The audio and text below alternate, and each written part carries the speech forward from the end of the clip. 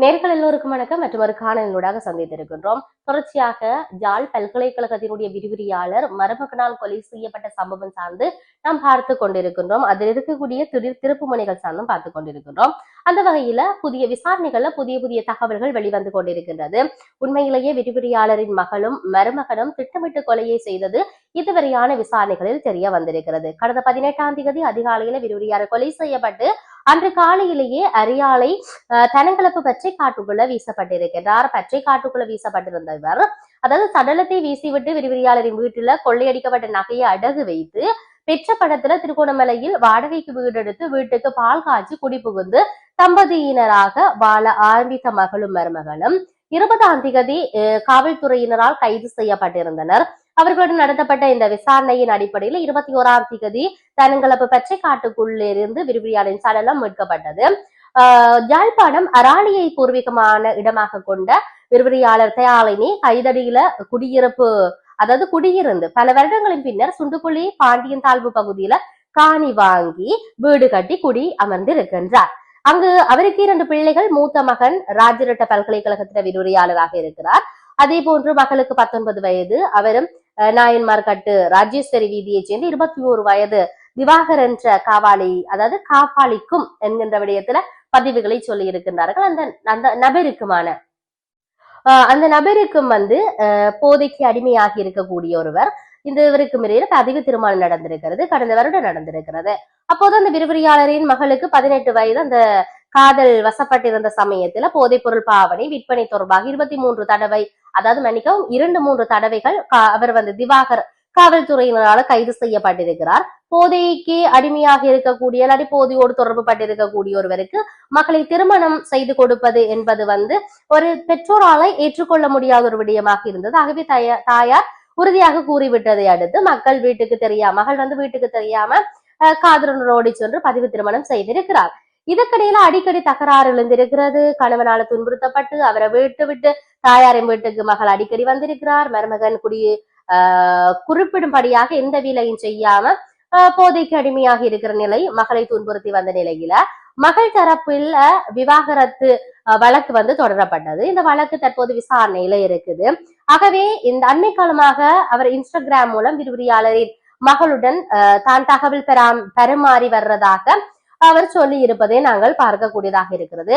விவாகரத்து வழக்கு தாக்கல் செய்தது தாயாரின் அறிவுரையின் பேரிலே என்று மகளுக்கு தன் இன்ஸ்டாகிராம் ஐடியினூடாக மகளும் மருமகனும் அங்கு பேசி இருக்கின்றார்கள். அதன் பிற்பாடு விரிவிரியான வீட்டுல இந்த கொலை சம்பவம் இடம்பெற்றிருக்கின்றது. உண்மையிலேயே விவாகரத்து கோரி இருக்கின்ற அந்த மகளுடனான இன்ஸ்டாகிராம்ல அரட்டைகள் அடித்திருக்கின்றார்கள். அவர்கள் பேசி இருக்கிறதையெல்லாம் நாங்கள் பார்க்கக்கூடியதாக இருந்தது. அதன் பிற்பாடு கடந்த தவணையில திவாகர் நீதிமன்றத்தில் முன்னிலையாகவில்லை. அடுத்த தவணை விரைவில் வரவிருக்கின்ற நிலையில மனைவியை சமரசப்படுத்தி விவாகரத்து வழக்கு இல்லாமலாக்க திவாகர் திட்டமிட்டிருந்திருக்கிறார். கடந்த 17ஆம் தேதி இரவு விரிவுரையாளரின் வீட்டுக்குள்ள திருட்டுத்தனமாக நுழைந்த திவாகர் வீட்டு கூரையை பிரித்திறங்கி சீட்டுக்குள்ள ஒளிந்திருந்திருக்கிறார். வீட்டுக்குள்ள நுழையவுள்ள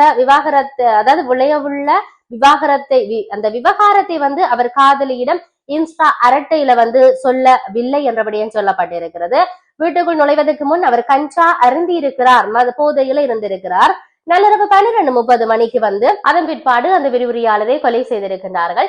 இது சார்ந்து காவல்துறையினர் தகவல் அறிந்து அங்கு முறைப்பாடு அளிக்கப்பட்டதை அடுத்து வீட்டுக்கு பார்க்கின்ற பொழுது அங்கே அவருடைய தலைமுடி அறுத்து இழுக்கப்பட்ட நிலையில கிடந்த சம்பவம். அதனை அடுத்து உடனடியாக விசாரணைகளை முடக்கிய காவல்துறையினர் ஏடிஎம் இயந்திரத்தினூடாக இவர்கள் பணத்தை எடுத்தது, நகைகளை அடவி வைத்தது, இவ்வாறான பல சம்பவங்களினூடாக அவர்களை கைது செய்வதற்காக தங்களுடைய விசாரணைகளை ஆரம்பித்திருந்தார்கள். அதன் பிற்பாடு அவருடைய கைது நடவடிக்கை இடம்பெற்றிருக்கின்றது. இங்க இருக்கக்கூடிய விடயம் என்னவென்று சொன்னால், அந்த விரிவுரையாளர் ஒரு தாய் ஆனவள். அவள் அந்த தாயை கொலை செய்வதற்காக தன்னுடைய கணவரோடு உடன் இருந்திருக்கின்றார் அந்த தாயாரனுடைய மகள். இந்த தாயாரை கொலை செய்வதற்கு கூட இருந்து என்னுடைய தாயை கொலை இல்லாட்டி என்னுடைய அம்மாவை இல்லாமல் செய்தால்தான் நான் உன்னோட வாழ்க்கையை சந்தோஷமாக வாழலாம் என்ற அந்த நிலைப்பாடு. மருமகன் உடனடியாக அவர் இருந்த அந்த போதையில அவர் செய்திருக்கக்கூடிய அந்த செயலம் உண்மையிலேயே கேட்போரிடத்தில், பார்ப்போரிடத்தில், கதைக்கின்றவர்களிடத்தில் கொஞ்சம் ஒரு பதபதைப்பை உண்டு பண்ணுகிறது என்பதைத்தான் சொல்லக்கூடியதாக இருக்கிறது.